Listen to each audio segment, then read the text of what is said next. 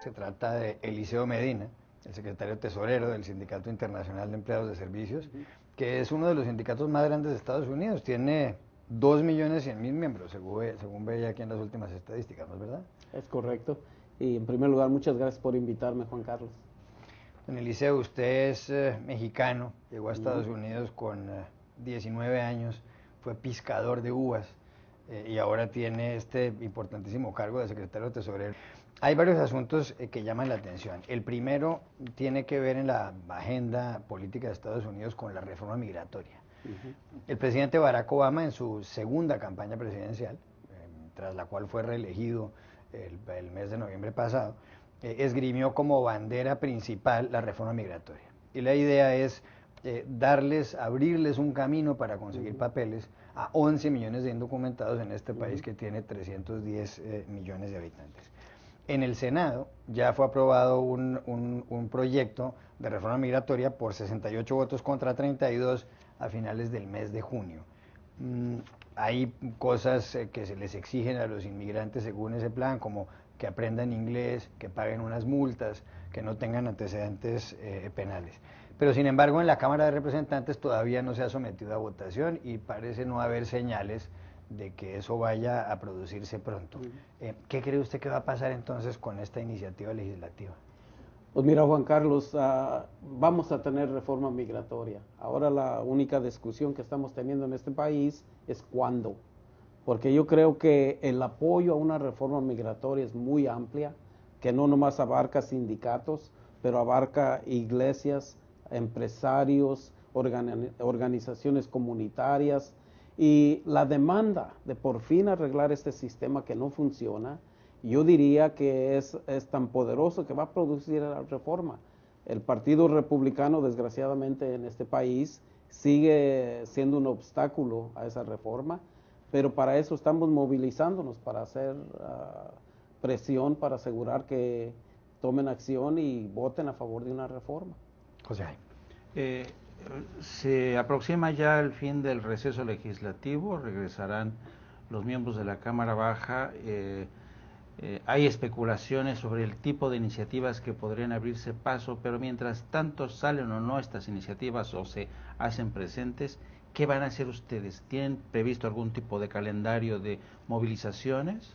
Claro, mira, en primer lugar, cuando se fueron a su receso, nosotros hicimos un plan de que ellos no iban a tener vacaciones, que iban a tener que estar lidiando con el problema de la reforma migratoria todos los días que estuvieran en sus distritos. Hasta la fecha llevamos más de 500 eventos por todo el país, desde marchas, visitas legislativas, conferencias de prensa, foros públicos. Ha habido mucha presión.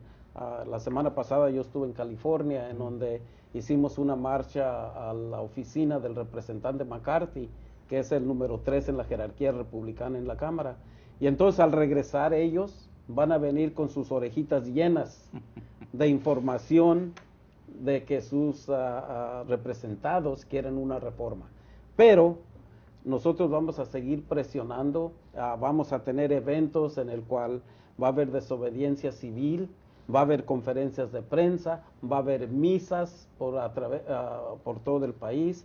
Participando el mes de octubre, vamos a tener una movilización por todo el país que haga absolutamente claro que este año tienen que votar por una reforma migratoria, porque si no, no va a haber paz. ¿Hasta qué punto siguen siendo? Yo lo que encuentro, lo que detecto también es cierto, sí, esta necesidad de que ustedes se hagan presentes, pero también detecto que hay una especie de desgaste del recurso de la movilización.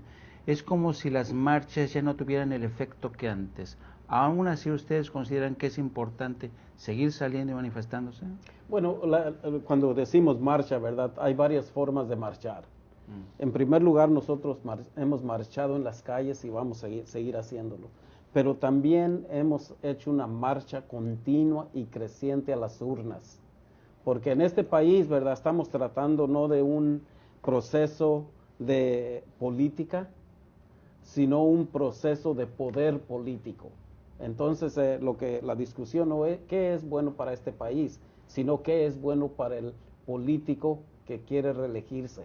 Entonces a los latinos, ya en el 2012 llegamos a más de 12 millones de votantes.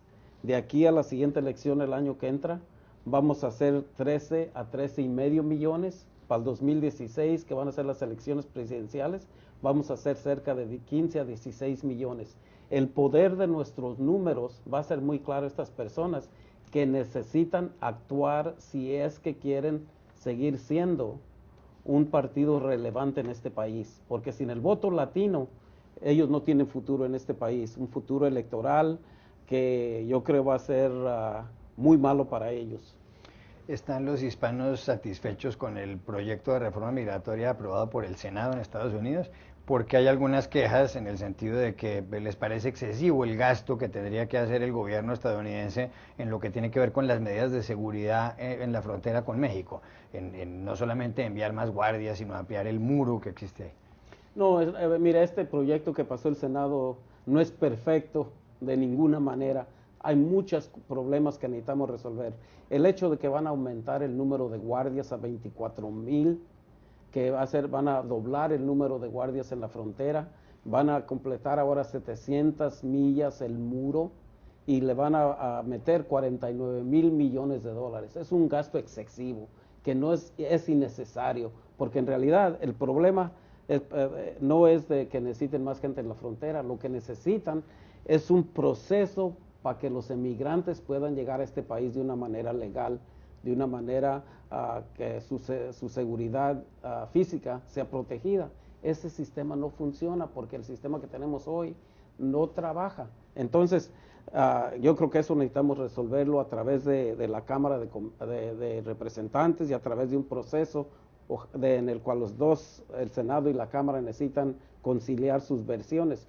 El otro problema que yo quisiera resolver es que duran 13 años para llegar a la ciudadanía. A mí me gustaría que fuera más corto. También me gustaría, ¿verdad?, que fuera mucho más costeable el gasto para los emigrantes que van a legalizarse. Pero sin duda, con todos esos defectos, el hecho es de que el proyecto del Senado sí le da la oportunidad a los inmigrantes de legalizar su estado y de llegar a ser ciudadanos y parte de esta sociedad. También asegura, ¿verdad?, de que hay un proceso en el cual los inmigrantes del futuro puedan venir a los Estados Unidos con la completa protección de las leyes de este país, la ley de trabajo para evitar la explotación. Aunque no es perfecto, en su mayoría es yo diría, positivo. Y ahora lo que queremos es que la Cámara de Representantes tome un voto y se pongan a trabajar para tratar de perfeccionar este proyecto. Precisamente a tenor de lo que se ha debatido en esta iniciativa de reforma que ha sido aprobada en el Senado, hay esta dimensión o este ángulo que impacta sobre todo en la frontera y que en caso de que se apruebe va a impactar muchísimo más, va a haber un proceso, diríamos, de militarización de toda esta franja fronteriza. Y durante todo este tiempo el gobierno de México ha permanecido sospechosamente callado, no ha dicho esta boca es mía. ¿Usted cree que es bueno que el gobierno de México se mantenga a la expectativa o usted cree que el gobierno de México debió asumir una actitud más proactiva? Bueno, le diré que esta es una navaja de dos filos. Uno, yo sí creo que México necesita ser claro que el problema del fenómeno migratorio es una responsabilidad compartida, que no nomás es un problema de los Estados Unidos, es un problema de México también, porque en la frontera es donde ocurren muchos crímenes, en la frontera es donde hay muchos coyotes, en la frontera hay una situación donde muchas gente es asesinada o asaltada. México tiene que tomar su parte de cómo asegurar de que la frontera sea más segura. Segundo, México también necesita hacer su parte para crear empleos en México, para que la inmigración sea una opción de vida, no una necesidad. Hasta ahora no lo han hecho. El otro lado de la navaja es de que si México públicamente interviene en el asunto interno de este país sobre la reforma, que eso lo podían utilizar los antimigrantes para justificar que dicen esta es una intervención de otro país en nuestro negocio y lo podrían usar de pretexto para no actuar sobre la reforma.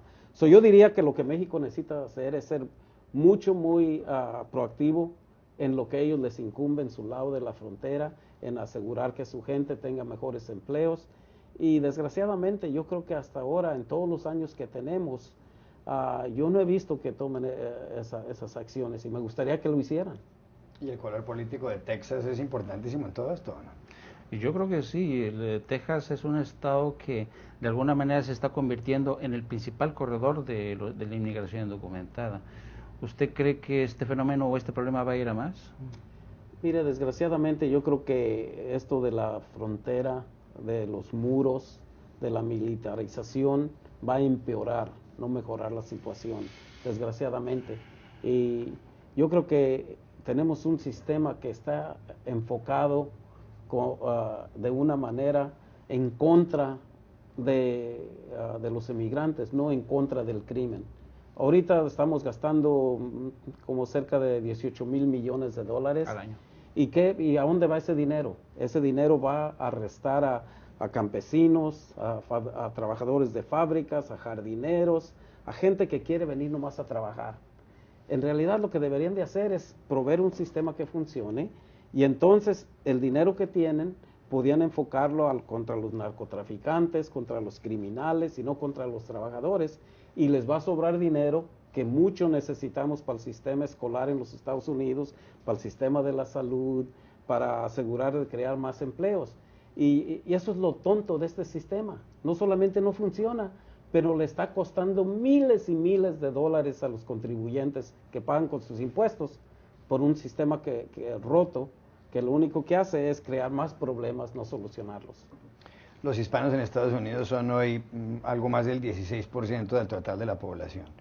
El 71% de los hispanos votaron el pasado 6 de noviembre por Barack Obama y no por Mitt Romney, el candidato republicano. Sin embargo, Obama, por ejemplo, en su primer periodo como presidente, deportó a casi 1 millón de inmigrantes indocumentados, es decir, más que el total de los que había deportado George W. Bush en 2 periodos como presidente norteamericano. ¿Están los hispanos contentos con Obama hoy? Pues yo diría que el presidente Obama lo que ha estado haciendo con las deportaciones es un gran error de su parte, porque él tiene la autoridad como presidente para poder decir, yo voy a crear una situación donde los que están aquí puedan tener alguna protección para no separar familias. No lo ha hecho. Yo creo que eso es un error y nosotros le hemos tachado eso. Pero al mismo tiempo él fue el que aprobó una medida para los soñadores, para los jóvenes, para que pudieran permanecer en este país, y él ha sido muy constante en apoyo de la reforma migratoria. No hay duda para mí, él es mucho mejor que Mitt Romney hubiera sido, y pudiera ser mejor, pero es lo que tenemos. Para el año 2050 se calcula que el 25% de los habitantes de Estados Unidos serán hispanos, es decir, que 1 de cada 4 pobladores de este país tendrá origen hispano. ¿Cree usted que pronto, en algunos años, en algunas décadas, habrá un presidente hispano en Estados Unidos, así como hoy tienen por primera vez en la historia un presidente afroamericano? No hay duda en mi mente, porque el hecho de que hubo un presidente afroamericano ha roto la barrera invisible que no dejaba campo a que personas de color pudieran aspirar a ese puesto. Yo diría que el primer presidente latino de los Estados Unidos ya nació. No sabemos quién es, pero yo creo que ya es una cuestión de que no de si va a haber un presidente latino, sino cuándo. Igualmente, como ya no es una cuestión si va a haber reforma migratoria, sino cuándo. Las dos cosas van a suceder, porque los cambios demográficos en este país ya no pueden ser detenidos, y yo creo que van a cambiar este país para siempre.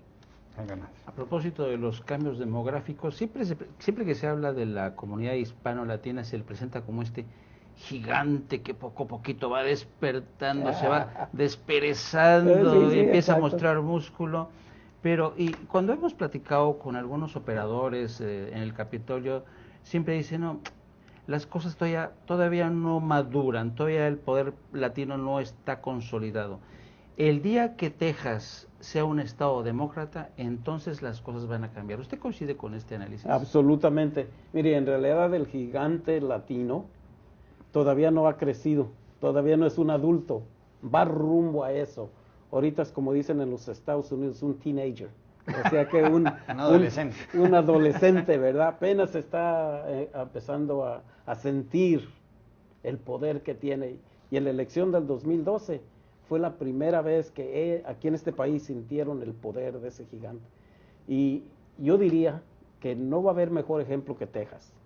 Texas ahorita es la tercera parte del estado, somos latinos, la gran mayoría de ellos mexicanos, y vamos creciendo a pasos agigantados. Yo diría que para el 2020 Texas va a cambiar completamente, que los latinos vamos a ser el grupo que va a tener los votos para cambiar ese estado. Ahora los republicanos tienen que decidir de qué lado queremos estar cuando este fenómeno, cuando este gigante de veras ya sea un adulto y que tengas el poder de decisión. Entonces, si ellos siguen en el camino que van en contra de nosotros, yo diría que los republicanos van a ser condenados a ser un partido minoritario por muchas generaciones y para el futuro, porque ellos necesitan cambiar, así como está cambiando el país. Y si no, el camarón que se duerme se lo lleva la corriente y así se lo va a ir con ellos. Ahora hablaban ustedes de la importancia de la población mexicana en Estados Unidos. Es que el 63% del total de los hispanos son de origen mexicano. Última pregunta, ¿usted cree que dentro de los hispanos que hay actualmente en la primera fila de la política estadounidense, alguno puede llegar a la presidencia? Por ejemplo, Marco Rubio, senador republicano por la Florida, que es de origen cubano. O por ejemplo, Julián Castro, el alcalde hispano de San Antonio en Texas. Yo diría que Julián tiene unas grandes posibilidades. Julián es parte de nuestra comunidad. Desgraciadamente, el senador Rubio también tiene oportunidades. El problema que él se encuentra entre si ser parte de la comunidad latina al mismo tiempo que tiene que mantener la ala conservadora de su partido, que en muchos casos es antiinmigrante, que está en contra de los derechos de los trabajadores, y tiene un problema enorme para balancear esas dos cosas. Pero yo diría que así como ellos, hay también muchos jóvenes que están apenas, ahora son alcaldes de ciudades, son asambleístas, son oficiales electos en las ciudades. Como le digo, ya nació el primer presidente latino de este país y enhorabuena.